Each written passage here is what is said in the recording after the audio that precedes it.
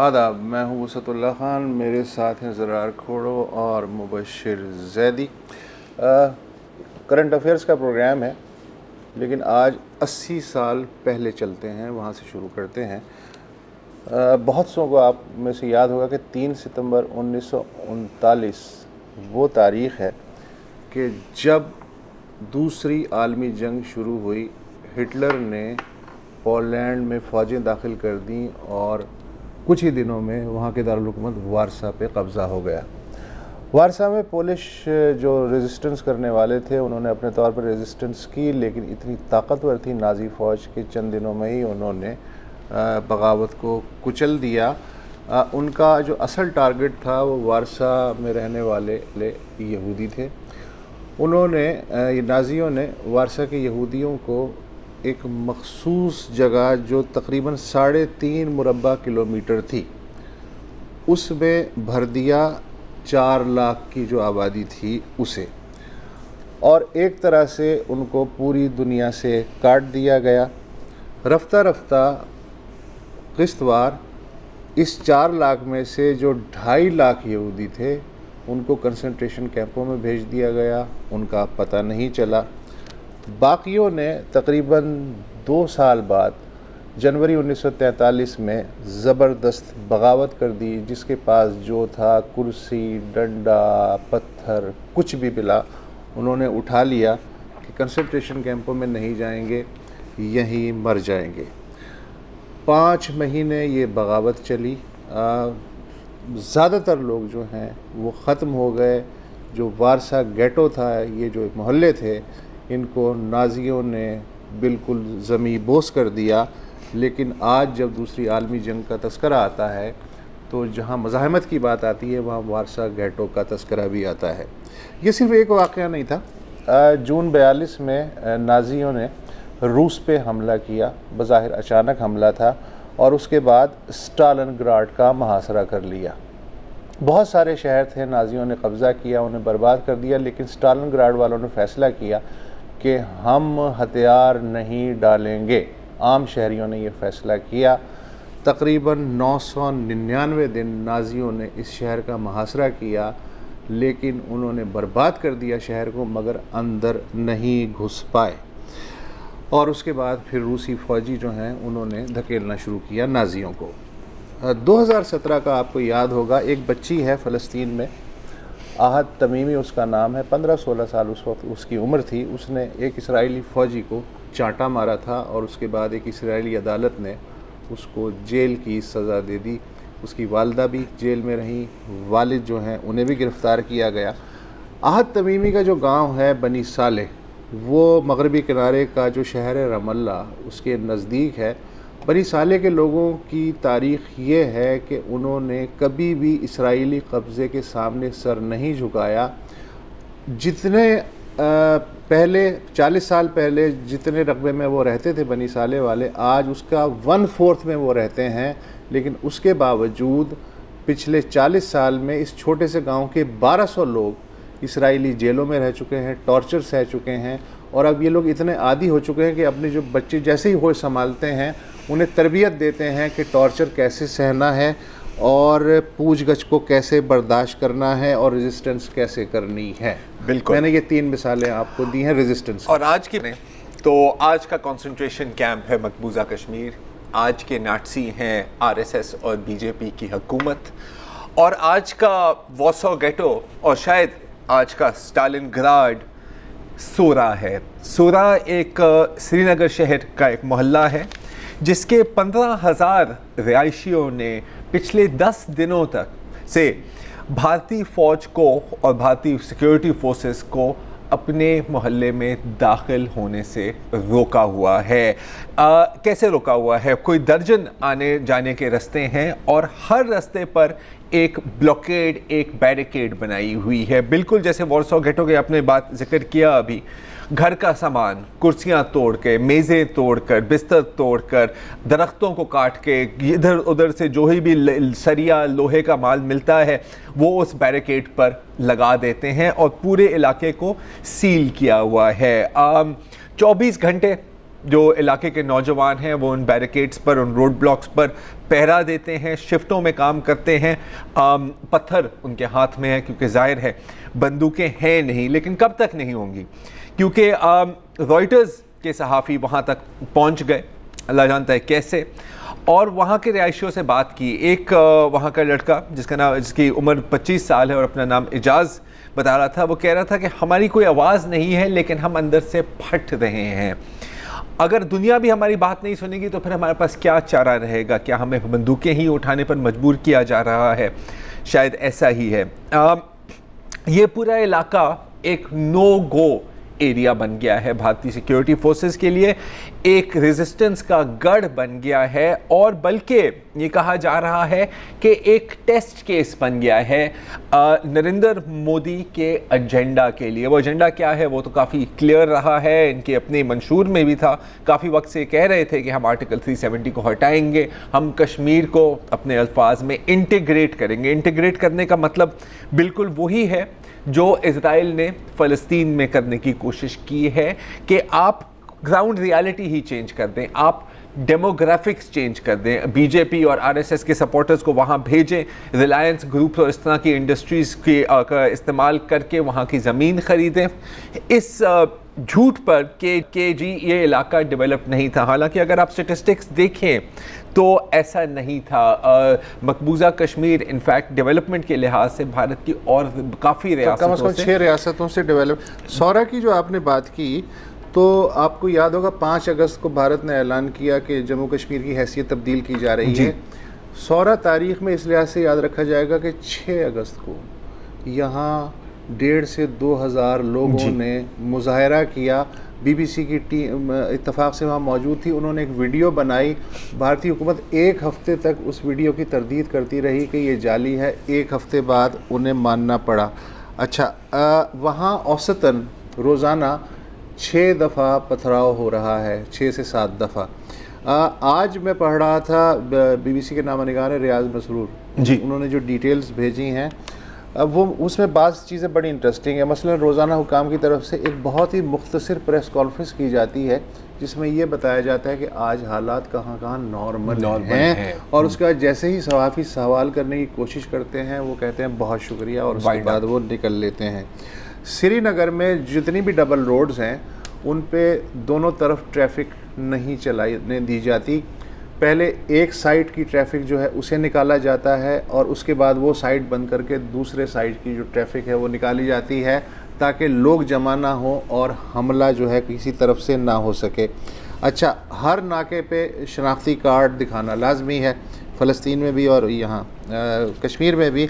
सहाफ़ियों के लिए कल से एक नए कलर के कर्फ्यू पासेस जारी किए गए हैं। उससे सहाफ़ी जो हैं वो ये चेमें गोइयाँ कर रहे हैं कि इसका मतलब है कि उस पर कोई एक्सपायरी डेट नहीं है कि 1 हफ़्ते के लिए हैं या 1 महीने के लिए, तो इसका मतलब है कि हालात इनडेफिनिट भी चल सकते हैं।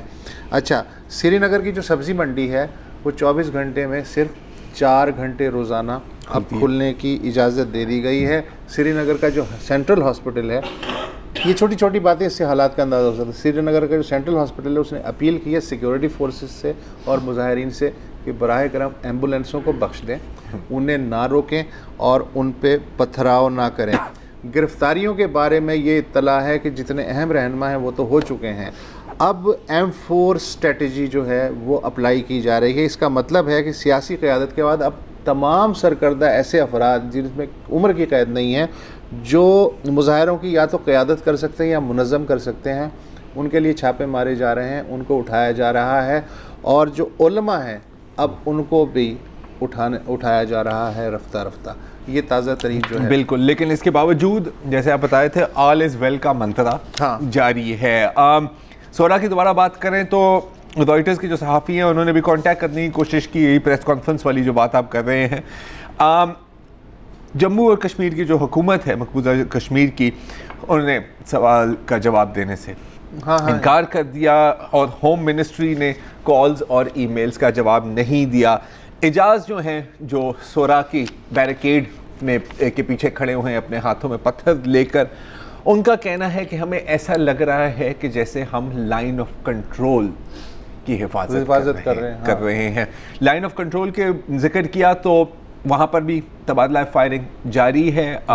पिछले रोज़ ISPR चीफ के मुताबिक इंडियन ट्रूप्स की फायरिंग में 3 सिविलियंस शहीद हुए हैं, जिसमें एक 7 साल का बच्चा भी शामिल था। ISPR का ये भी कहना है कि जवाबी फायर में 6 भारतीय फौजी भी अच्छा, अब किए ये गए है ना हैं। कि मैं और आप बात कर रहे हैं, हम तो पाकिस्तानी जी। हैं, ठीक है।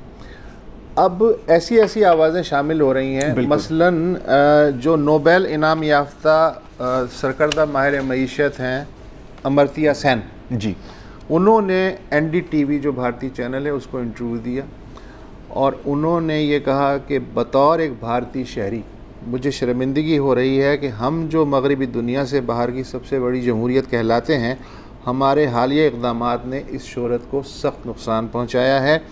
आर्टिकल 35A के बारे में जब उनसे पूछा गया तो उन्होंने कहा जी ये कश्मीरी अपनी ज़मीन के मालिक हैं, ये फ़ैसला तो उन्हें करना चाहिए कि वो बाहर के लोगों को अपनी ज़मीन पे अमला ख़रीदना अलाउ करते हैं या नहीं, उनसे किसी ने नहीं पूछा है। अच्छा, फिर उन्होंने गिरफ़्तारियों पे तबसरा करते हुए कहा कि हुकूमत जो है वो एक्सक्यूज़ पेश कर रही है कि ये लॉ एंड ऑर्डर और मेंटेनेंस ऑफ पब्लिक ऑर्डर जिसकी बुनियाद पे 200 साल तक अंग्रेज़ ने जो है हमें ग़ुलाम बना के रखा। और मुझे हैरत ये है कि आज़ादी के बाद वो एक्सक्यूज़ जो हैं दोबारा ज़िंदा की जा रही हैं जिनसे लड़के हमने आज़ादी हासिल की है। बेशक। इसके साथ साथ हालांकि 99.9% भारतीय इलेक्ट्रॉनिक मीडिया तो 100% इस स्टेप के पीछे ही है, प्रिंट मीडिया में फिर भी 1-2 आवाज़ें अब उठाई जा रही हैं। मुबशिर, आप जिक्र कर रहे थे हिंदुस्तान टाइम्स का। बिल्कुल, जैसे आपने भी कहा कि वहाँ पहले तो इनफरादी तौर पर जर्नलिस्ट को सोशल मीडिया पर डाल रहे थे, मगर जो मेन स्ट्रीम इंडियन मीडिया था वो बिल्कुल चुप साधे बैठा था और क्वेश्चन नहीं कर रहा था। मगर आज जो हिंदुस्तान टाइम्स का लीडिंग एडिटोरियल है वो बेसिकली उन्होंने आप कह लें कि मशवरा दिया है, या ज़ाहिर है जो सिचुएशन है जिस पे अब बैनुल अक़वामी बरादरी को तशवीश है, तो उन्होंने जो उसके हेडलाइन दी है वो कहा है कि भारतीय हुकूमत दुनिया को बताए कि उसकी नई कश्मीरी पॉलिसी है क्या। और उन्होंने कहा कि भारत ने जब से कश्मीर का नीम खुद मुख्ताराना स्टेटस ख़त्म किया है उसके बाद से बैनुल अक़वामी बरादरी को वो सही तरह से बता नहीं पाया कि ये उसने क्यों किया है और इसका जो पुश बैक आएगा या इसका जो रिएक्शन आएगा उसको किस तरीके से हैंडल करेंगे। उन्होंने कहा कि इस वक्त दुनिया नर्वस है, भारत ने जो कुछ कश्मीर पे किया है, और अगर उनकी ये नर्वसनेस जो है वो शदीद तशवीश में बदल गई तो भारत के लिए मुश्किलात पैदा हो सकती हैं। और उन्होंने कहा कि भारत को इस अमर को यकीनी बनाना पड़ेगा कि वो बैनुल अक़वामी बरादरी को बताए कि उसने ये डिसीजन क्यों लिया। उन्होंने कहा कि साथ ही साथ दुनिया इस वक्त पाकिस्तान के इस मौक़िफ़ को भी तस्लीम कर रही है कि जनाब दोनों ममालिक के दरमियान डायलॉग होना चाहिए, और जो ये इतनी टेंशन बढ़ी हुई है उसको भी, तो उन्होंने कहा ये पाकिस्तान की जो मौक़िफ़ है उसको भी जो है सपोर्ट मिल रही है। और उन्होंने कहा कि भारत का असल इम्तिहान उस वक्त शुरू होगा जब ये जो पाबंदियां हैं ये हटेंगी। कुछ जुज़वी पाबंदियां जो उन्होंने हटाई हैं वो भी ज़ाहिर नाकाफ़ी हैं, मगर हिंदुस्तान टाइम्स के मुताबिक असल इम्तिहान शुरू होगा जब तमाम पाबंदियां हटेंगी। और उस वक्त अगर ये जो एहतजाज का सिलसिला नहीं रुका तो फिर बैनुल अक़वामी बरादरी को मुतमईन करना भारत के लिए बहुत मुश्किल हो जाएगा। और उन्होंने शुरू भी इस बात से किया और एंड में उस चीज़ को दोबारा रिपीट किया कि दुनिया को बता तो दें कि हमारी नई कश्मीर पॉलिसी है क्या। तो ये चल रहा है वहाँ, ज़ाहिर अखबारात से चीज़ शुरू हुई है, अब आहिस्ता आहिस्ता दूसरे लोग भी इसको, दूसरे मीडिया आउटलेट्स भी इस चीज़ को उठाएंगे। और ये सवाल जो है आपका, अभी जो सवाल जो उठाया गया ये अहम है। जहाँ तक अक़वामी बरादरी की बात हो तो अमेरिकन सदर ट्रंप की भी अब एक बिल आखिर एक ट्वीट आई है, और ये कहना शायद अभी कबल वक्त होगा कि ये मीडिएशन की तरफ चीज़ जा रही है, लेकिन इंटरनेशनल टेम्परेचर जो चाहे फोकस करना या ना फोकस करना, मेरा ख्याल है कि अब ऐसी सूरत हाल पैदा हो रही है कि उनको फोकस करना पड़ेगा। इस पर मज़ीद बात करेंगे कामरान यूसुफ साहब के साथ इस ब्रेक के बाद।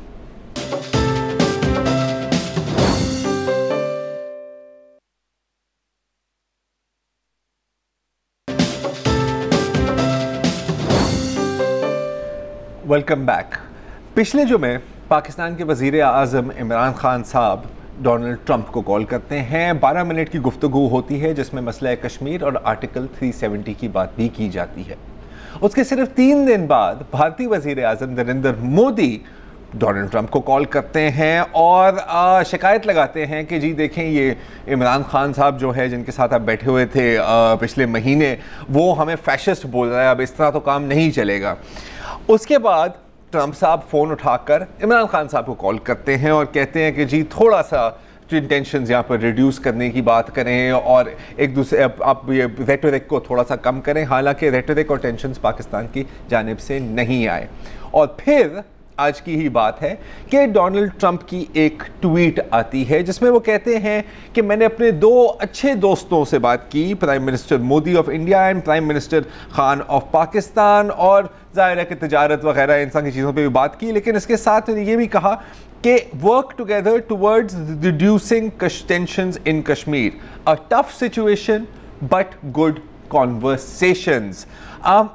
इसका मतलब क्या है? क्या मीडिएशन की तरफ हम जा रहे हैं या ये एक हस्बे मामूल ट्रंप साहब की ट्वीट आ गई है और पानी के बुलबुले की तरह कुछ देर में गायब हो जाएगी? हमें ज्वाइन कर रहे हैं एक्सप्रेस ग्रुप के रिपोर्टर की जर्नलिस्ट कामरान यूसुफ साहब, जिनकी बड़ी कड़ी नज़र है फॉरेन अफेयर्स पर और ख़ास तौर पर मसला कश्मीर पर। कामरान, आपको लग रहा है कि मीडिएशन की तरफ हम जा रहे हैं या ये एक और इल्यूजन है जो हमें नज़र आ रही है? मेरा ख्याल है जो ट्रंप का ट्वीट है और जिस तरह आपने जिक्र किया कि किस तरह से उन्होंने नरेंद्र मोदी से और फिर हमारे प्राइम मिनिस्टर से बात की है, तो इवन भारत में भी लोग ये बात कर रहे हैं कि ये मीडिएशन नहीं है तो और क्या है। क्योंकि अगर ऑप्टिक्स को ही देखें और ख़ास करके ये बड़ी इम्पॉर्टेंट है कि जो उन्होंने ट्वीट किया है उसमें मोदी को तो हमेशा से अपना दोस्त कहते ही हैं, इंडिया को वो स्ट्रेटेजिक पार्टनर कहते हैं, तो इसमें वो इमरान खान साहब को भी अपना अच्छा दोस्त करार दे रहे हैं और कह रहे हैं कि ना सिर्फ भारत के साथ बल्कि पाकिस्तान के साथ भी जो स्ट्रेटेजिक है या ताल्लुकात हैं या ट्रेड है उस पर भी बात हुई है। तो ये बात यकीनन भारत के लोगों को पसंद तो नहीं आई होगी, क्योंकि भारत अपने आप को समझता है तो हम तो बहुत बड़ा मुल्क हैं और पाकिस्तान से हमारा कंपैरिजन नहीं है। तो मेरा ख्याल में मीडिएशन कहें या जो कुछ भी कहें, यकीनन जो अमरीकी सदर हैं वो इन्वॉल्व तो हो गए हैं। अब इशू ये है कि क्या मीडिएशन का मतलब तो ये है ना कि अल्टीमेटली कोई फाइनल सेटलमेंट हो, वो तो होता नज़र नहीं आता जी।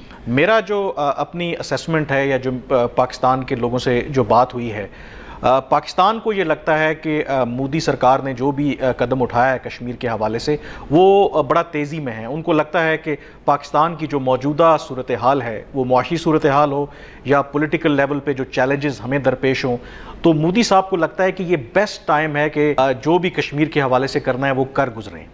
Pakistan on the other hand, जो मेरी जो कुछ लोगों से बात हुई है, हम टाइम बाय करना चाहते हैं, क्योंकि पाकिस्तान ने एहतजाज तो ज़रूर किया आर्टिकल 370 के हवाले से, लेकिन मैं आपको ये बात भी बता दूं कि पाकिस्तान अंदर से जो लोग जो डील करते हैं इस बात से खुश है कि मोदी ने अपने पाँव पे कुल्हाड़ी मार ली है और ये जो इकदाम किया है ये इन द लॉन्ग रन इसका बैकलैश होगा और उसका फ़ायदा पाकिस्तान को होगा। अब पाकिस्तान ट्रंप साहब को इन्वॉल्व करके क्या करना चाह रहा है, वो टाइम गेन करना चाह रहा है कि उस वक्त तक के कोई मोदी फर्दर स्टेप्स ना ले, तो कम से कम अमरीकी सदर को बीच में इन्वॉल्व किया जाए और इन द मीन वाइल जो हमारी अपनी इंटरनल शॉर्ट कमिंग्स हैं, जो पॉलिटिकल या इकनॉमिक जो आपकी एक इंस्टेबिलिटी है, उसको ओवरकम किया जाए ताकि राइट टाइम पे जो है ना अपने कार्ड्स खेले जाएं। तो ये इस वक्त सारा जो फोकस है एटलीस्ट पाकिस्तान की तरफ से। ठीक है। अच्छा, अब जहाँ तक अब ये टाइम बाइंग है या एक एक्चुअल सीरियस स्टेप है, वज़ीर ख़ारजा शाह महमूद कुरैशी साहब ने भी एक बयान दिया है कि पाकिस्तान आलमी अदालत इंसाफ के पास भी जाएंगे। आप इसको कैसे देख रहे हैं? वहाँ से कोई उम्मीद रखने की ज़रूरत है और अगर कोई हमारे फेवर में जजमेंट आती भी है तो इसका इम्पैक्ट क्या होना है? लेकिन इससे पहले जो ये शाह महमूद कुरैशी साहब का बयान आया, शायद उन्होंने जल्दबाजी में दे दिया है। मैं तवक्को कर रहा हूँ कि इस हवाले से वज़ारत ख़ारजा से एक जल्द क्लैरिफिकेशन जो है वो आने वाली है, क्योंकि जब ये उनका बयान सामने आया है तो मैंने जो मुतल्लिका हुकाम है वज़ारत कानून में और जो दूसरे लोग डील करते हैं यह आपके लिए भी खबर है और बहुत से हमारे देखने वालों के लिए भी कि वजारत कानून ने अभी तक कोई फ़ैसला नहीं किया कि आलमी अदालत इंसाफ में जाना चाहिए या नहीं जाना चाहिए। उसकी बुनियादी वजह यह है कि लीगल ओपिनियन जो है इस वक्त जो गवर्नमेंट के अपने जो कानूनी माहिरीन हैं वो डिवाइडेड है। उनका ख्याल है कि इंटरनेशनल कोर्ट ऑफ जस्टिस में जाने से पहले इस बात की असेसमेंट कर लेनी चाहिए कि क्या इंटरनेशनल कोर्ट ऑफ जस्टिस के पास उसका दायरा इख्तियार है कि वो इस मामले पर इंटरवीन करे। जो कुछ लोगों का ख्याल है कि वियना कन्वेंशन के तहत जो अंडरस्टैंडिंग या जो सिग्नेटरी रेटिफिकेशन की हुई है भारत ने, उसमें कश्मीर के मामले को और जो इस तरह के टेरिटोरियल इश्यूज़ हैं उसमें उन्होंने जुरिस्डिक्शन नहीं दी हुई। तो एक ओपिनियन ये है कि वहाँ पे आप ना जाएं। जो इस पर डिबेट हो रही है कि कैसे जाया जाए, वो कि एडवाइजरी उनसे ले सकते हैं हम, कि वो बाइंडिंग नहीं होती कि जो कश्मीर में आर्टिकल 370 के बाद जो कुछ हुआ है और उसके बाद जो हालात पैदा हुए हैं, तो ओपिनियन इस वक्त ये आ रही है कि इस मामले को इंटरनेशनल कोर्ट ऑफ जस्टिस में उनकी एक एडवाइजरी ले ली जाए कि उनका इसके बारे में क्या नुक्ता नज़र है, क्या इसका इफेक्ट हो रहा है, जो ग्राउंड सिचुएशन है क्या स्टेटस को चेंज हो रही है, तो वो रास्ता तलाश करने की कोशिश करें। उस पर भी फाइनल फैसला नहीं हुआ। शाह महमूद कुरैशी साहब ने इसलिए बयान दिया जो मेरी जी सही का मैं आपकी बात काट रहा हूँ। हम एक छोटा सा वक्फा लेने के बाद गुफ्तगू हो जाएगी।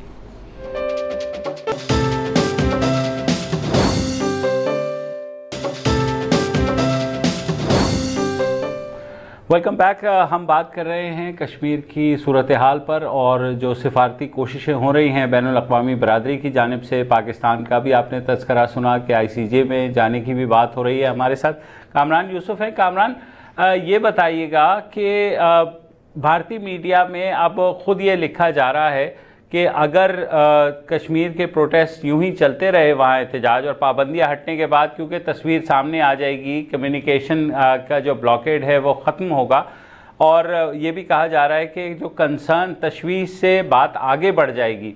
तो आपको लगता है कि हमारी जो सिफारती हिकमत अमली है वो इस वक्त कामयाब है या हमें मज़ीद कुछ करने की ज़रूरत है? मेरे ख्याल में मज़ीद करने की बहुत ज़रूरत है। जो सबसे बड़ा जो इशू है यहाँ पर कि हमारी हिकमत अमली है क्या, क्योंकि मेरे ख्याल में आर्टिकल 370 को जो रिवोक किया उससे पहले तक मैंने इस पर बल्कि एक स्टोरी भी की कि दोनों मुल्कों के दरमियान एक खुफिया मुज़ाकरात भी हो रहे थे, बैक चैनल डिप्लोमेसी भी हो रही थी।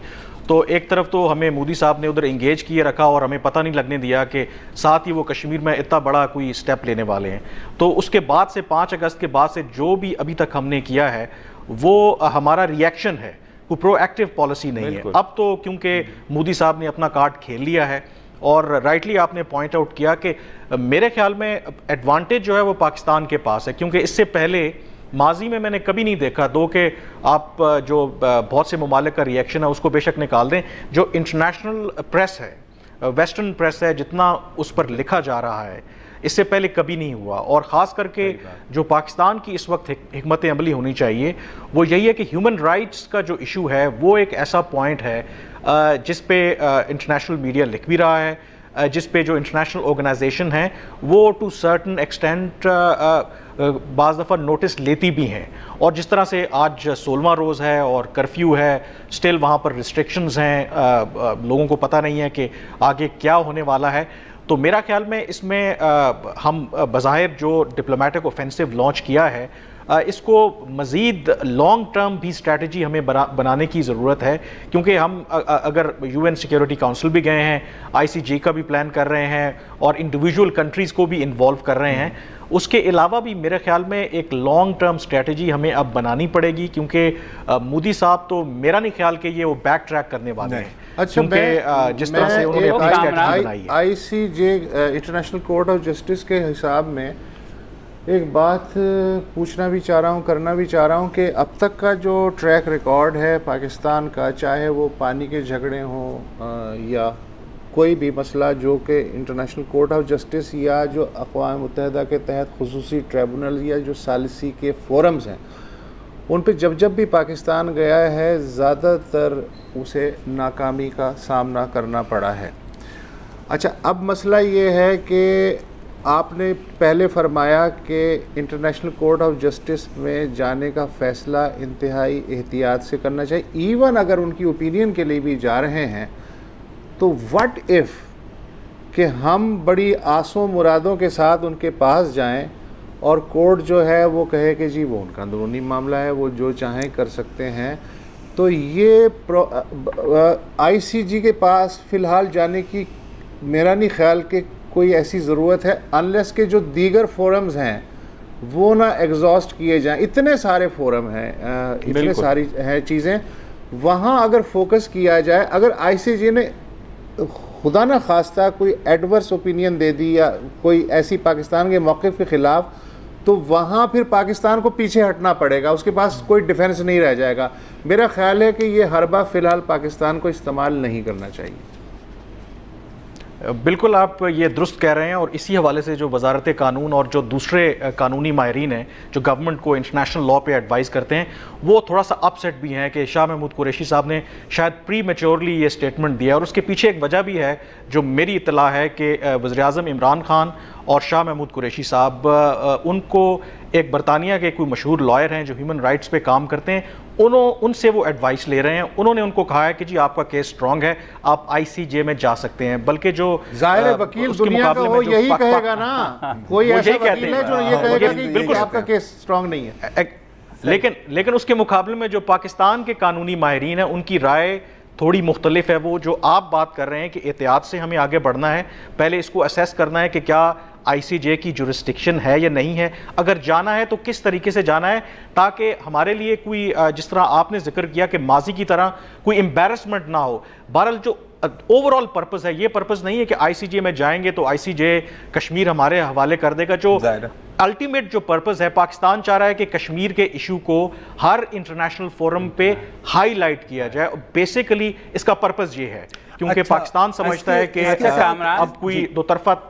जी कामरा, मेरा ये सवाल है, आपने जैसे पहले भी कहा कि रिएक्शनरी मोड में ठीक है हमारा हुआ और वो हम उसमें कामयाब भी हुए, लेकिन अब ओवरऑल जो पॉलिसी बनाने के लिए हमारे यहाँ भी कोई कंसल्टेशंस हो रही हैं, या जैसे आपने कहा कि इमरान खान और उन्होंने किसी बरतानवी वकील से बात कर ली और बयान दाग दिया फॉरेन मिनिस्टर साहब ने, तो कोई एक मरबूत पॉलिसी बनाने के लिए, कोई हिकमत अमली बनाने के लिए भी कोई बैकग्राउंड में, आप इस्लामाबाद में बैठे हुए हैं, कुछ ऐसी मीटिंग्स हो रही हैं, इंगेज किया जा रहा है साबिक फॉरेन सेक्रेटरीज को, या कोई ऐसी कोशिश हो रही है?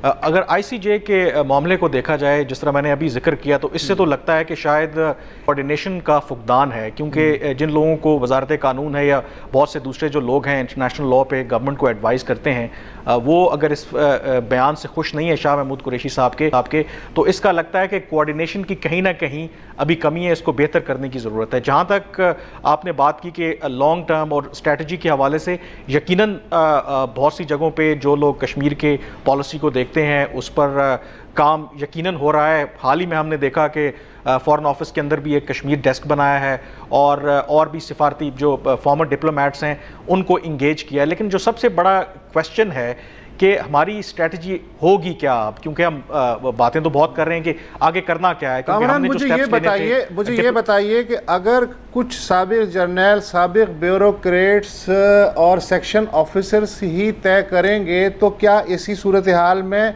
इनोवेटिव और आउट ऑफ बॉक्स चीज़ें सामने लाई जा सकती हैं कि जिसकी इस वक्त शदीद ज़रूरत है पाकिस्तान को बाकी दुनिया को अट्रैक्ट करने के लिए? बिल्कुल, ये आप बिल्कुल सही कह रहे हैं, क्योंकि जो ब्यूरोक्रेट है वो तो एक टिपिकल सोच के साथ चलता है, उसी के साथ चलता है। तो मेरा ख्याल में इसमें जो पार्लियामेंट है उसको भी इंगेज करने की ज़रूरत है, ये भी बहुत ज़रूरी है। लेकिन एक चीज़ बड़ी तय है, हमें एडमिट करना चाहिए, जो हम अभी कर रहे हैं, डिप्लोमेटिक रिलेशंस डाउनग्रेड किए, बायलैटरल ट्रेड सस्पेंड की और यूएन में ले गए, आईसीजे में जाने का सोच रहे हैं, उसके अलावा अगर रियलिस्टिकली सोचे तो हमारे पास क्या लेवरेज है? बिल्कुल, क्वेश्चन ये है कि इंटरनेशनल कम्युनिटी या पावरफुल कंट्रीज आपकी बात क्यों नहीं सुनते? वो उस वक्त तक नहीं सुनेंगे जब तक आप इकोनॉमिकली सेल्फ रिलायंट नहीं होंगे। तो मेरा ख्याल में इन द लॉन्ग रन, मैं जो शुरू में बात की थी कि पाकिस्तान रियलाइज कर रहा है कि ये राइट टाइम नहीं है कि अगर ट्रंप साहब मीडिएशन करवाते भी हैं कि कश्मीर का मसला वैसे तो ये मिरेकल ही होगा, लेकिन ये राइट टाइम मेरा ख्याल में बहुत से लोगों का ख्याल है नहीं है। हमें वेट करना चाहिए राइट टाइम का। राइट टाइम का मतलब ये है कि कम से कम अपने पाँव पे खड़े हों और चाइना जो हमारा देरीना दोस्त है, ये भी मैं आपको बता दूं, उसने यही मशवरा दिया है कि आप कश्मीर के मसले को जरूर करें। इसके साथ बिल्कुल, इनफैक्ट डेंग शाओपिंग का कहना था wide your time conceal your strength. तो उसी स्ट्रेटजी पर चाइना तो हमें काफ़ी देर से कह रहा है कि आप इसी रोड पर चले। मसला जो मुझे नज़र आता है कामरान, वो ये है कि भारत की भी तकरीबन यही स्ट्रेटजी है, wait and see and buy time. क्योंकि उनकी कैलकुलेशन मेरी नज़र में क्या थी कि जी दुनिया को हमारी ज़रूरत है, हम एक इकोनॉमिक हब हैं, हम एक स्ट्रॉन्ग पावर हैं, तो कोई ज़्यादा मतलब सही है एक दो बयान आ जाएंगे, दो तीन हफ्तों के लिए अखबारों में हमारे खिलाफ कुछ आर्टिकल्स आएंगे और उसके बाद back to the same normal. मसला सिर्फ इस स्ट्रेटजी में एक है कि सोरा जैसे इलाके और इस तरह के दर्जनों, शायद हंड्रेड्स, वी डोंट नो, वहां पर जब तक ये लड़ाइयां चलती रहेंगी, अगर उन्होंने बंदूकें उठा ली, अगर मकबूजा कश्मीर को आग लग गई, तो क्या उस वक्त वो ही वक्त होगा जब इंटरनेशनल कम्युनिटी को फोकस करना होगा? वक्त थोड़ा कम है, तो आपसे एक मुख्तसर जवाब लेंगे इस पर खुद हम। मेरा ख्याल है इंटरनेशनल कम्युनिटी के अपने मफादात हैं, वो कब इंटरवीन करते हैं। ट्रंप साहब को भी अभी जो जितनी जल्दी है वो इसीलिए है कि अफगानिस्तान की उन पे नजरें हैं, अफगान पीस डील होने जा रही है, इसलिए वो भी अपनी तरफ से एक टाइम बाय करें कि for the time being Pakistan को भी और इंडिया को भी राज़ी करें ताकि अफगानिस्तान में हमारा मसला हल हो। तो मेरा ख्याल है कि जो अल्टीमेटली मेरा जो अपनी असेसमेंट है, हम अगर इंटरनेशनल कम्युनिटी का इंतज़ार करेंगे तो वो फ्यूटाइल होगा। सबसे पहले मैं जो बात करें कि अपना आप जब तक इकोनॉमिकली और पॉलिटिकली अपने आप को सेल्फ रिलायंट नहीं करते, अपने पाँव पे खड़े नहीं होते, उस वक्त तक आपकी बैन अल-अक़वामी बिरादरी भी कोई बात नहीं सुनेगी। और मेरा जो ख्याल है मोदी सरकार का ये जो फैसला है, ये बैकलैश इसका होगा इन द लॉन्ग रन। उन्होंने एक बीज बो दिया है in the long run Kashmir के अंदर बहुत बड़ी रेजिस्टेंस का, और अब पाकिस्तान उसको कैसे उसका एडवांटेज लेता है, ये हमारी हिकमत अमली पे है, हम कैसे बनाते हैं। बहुत बहुत शुक्रिया कामरान। हम एक छोटा सा देखते हैं और उसके बाद बात करते हैं भारत और ट्विटर।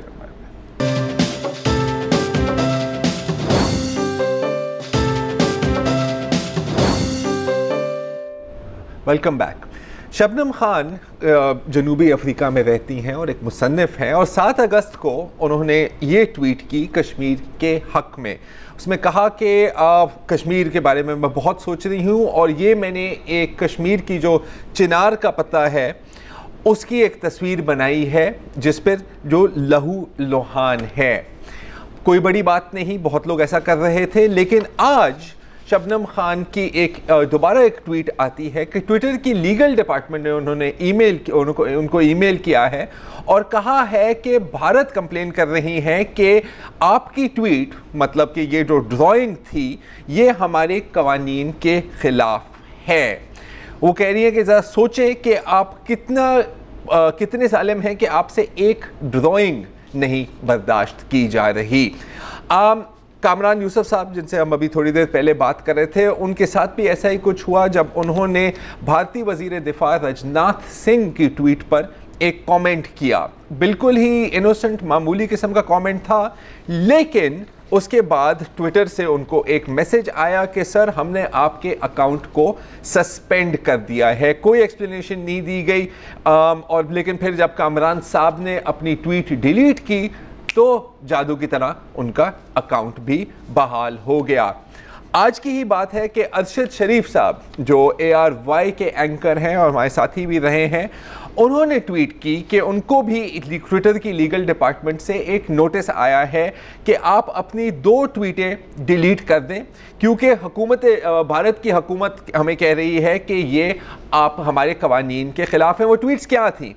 एक कमेंट था कि Kashmir bleeds UN sleeps, a tribute to Kashmiri heroes, जिसमें एक ARY की न्यूज़ रिपोर्ट को भी टैग किया गया था, और उनकी दूसरी ट्वीट जो ज़ाहिर है भारत के मुताबिक गैर कानूनी थी, उसमें लिखा हुआ था India starts genocide of Kashmiris, 6 admitted to hospitals with gun shot wounds, 1 death confirmed, और उसमें एज प्रूफ एक don.com की खबर भी ऐड की गई थी।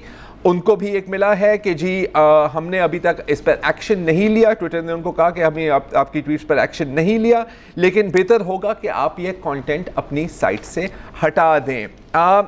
फिर कलीम खान जो एक लोकल क्रिकेटर हैं, 4 दिन तक ट्विटर ने उनके अकाउंट को सस्पेंड रखा, सिर्फ इसलिए क्योंकि वो कश्मीर के हक में अपनी आवाज़ बुलंद कर रहे थे। ये तो आपको सिर्फ 4-5 मिसालें दी हैं।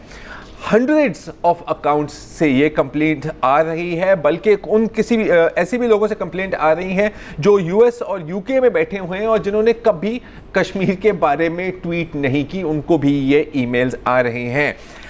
ना सिर्फ ये, बल्कि पंजाब के वज़ीर आला के जो focal person on digital media है मशवानी अजहर साहब, उनके भी अकाउंट को ट्विटर ने ब्लॉक किया है। क्यों? इम्पर्सनेशन के लिए कि सर ये एक फेक अकाउंट है, लेकिन ये फेक अकाउंट ज़ाहिर है नहीं था और असल वजह ज़ाहिर यही लग रही है कि वो भी कश्मीर के हक में ट्वीट कर रहे थे। और एक हैं वकास अमजद साहब हाउसिंग मिनिस्ट्री के, उनके बारे में भी, उनके साथ भी कुछ ऐसा ही हुआ है। हो क्या रहा है उस पर भी थोड़ी सी बात करते हैं, लेकिन पहले आपको ये बताना चले कि पाकिस्तान की हुकूमत ने अब एक ऑफिशियल कंप्लेंट भी की है ट्विटर को कि 200 से ज़ायद अकाउंट्स आपने in violation of your own terms and conditions आपने सस्पेंड किए हैं और कोई एक्सप्लेनेशन इसकी दी नहीं जा रही। DG ISPR ने भी इस पर कमेंट किया था कुछ दिन पहले। ट्विटर से बात हुई डॉन अखबार के नुमाइंदों की, और वो एक ना हाँ या ना के जवाब दे रहे हैं और कह रहे हैं कि जी ये जो इंडिविजुअल अकाउंट्स हैं इन पर हम कमेंट नहीं करते और हम किसी के हक में बायस्ड नहीं हैं। मसला सिर्फ ये है कि अगर आप अदाद-ओ-शुमार देखें तो बायस काफ़ी वाज़े है, और वो ऐसे कि भारत की हुकूमत भी ट्विटर को नोटिस भेजती है कि जी इन अकाउंट्स को आप सस्पेंड कर दें या इनको आप हटा दें। पाकिस्तान की हुकूमत भी उनको ये रिक्वेस्ट भेजती रही है पिछले सालों में, लेकिन ट्विटर की जो अपनी ट्रांसपेरेंसी रिपोर्ट है उसके मुताबिक अगर कोई 422 इंफॉर्मेशन रिक्वेस्ट जो इंडिया ने भेजी थी उस पर तकरीबन 20% पर अमल किया गया है। पाकिस्तान ने जितने भी अकाउंट रिमूवल रिक्वेस्ट भेजी हैं एक पर भी अमल नहीं किया गया। इसकी वजह क्या हो सकती है? जाहिर है एक वजह तो ये है कि ट्विटर का जो रीजनल हेडक्वार्टर्स है वो है कहाँ? भारत में, और क्योंकि सारे स्टाफर्स इंडियन है तो हो सकता है कि लोकल लेवल पर भी ये काम हो रही है। दूसरा ये भी हो सकता है कि क्योंकि ट्विटर के इंडिया ट्विटर के लिए एक बहुत बड़ी मार्केट है, जैसे अभी कामरान साहब कह रहे थे इकोनॉमिकली, वो उसके खिलाफ एक्शन नहीं लेना चाहते, या फिर इंडियन हुकूमत ने इतने लेवल के साथ कंप्लेंट्स दिए हैं कि वो ऑटोमेशन में फंस रही हैं। लेकिन उल्टा चोर कोतवाल को डांटे। भारतीय मीडिया में अगर आप कैंपेनिंग देखें तो वो कह रहे हैं कि जी ये ट्विटर बहुत बुरा है क्योंकि ये सिर्फ और सिर्फ पाकिस्तान की साइड ले रहा है। हकीकत क्या है, फैसला आप ही कीजिए। खुदा हाफिज़। अस्सलाम वालेकुम। अगर आपको हमारे शो पसंद आया है तो प्लीज़ हमारे YouTube चैनल को सब्सक्राइब करें, और अगर मुनासिब समझे तो इस वीडियो को लाइक भी कर लें, तो कोई हर्ज नहीं है, और शेयर भी कर लें और कमेंट भी कर दें जी, वरना वो सब ऐसे ही लिखते रहें। और ये जो दोनों कह रहे हैं ये कर लें जी प्लीज़, नहीं तो हमें भी घर जाना है, मैं आपके कंप्यूटर में नहीं रहना 24 घंटे। सही बात।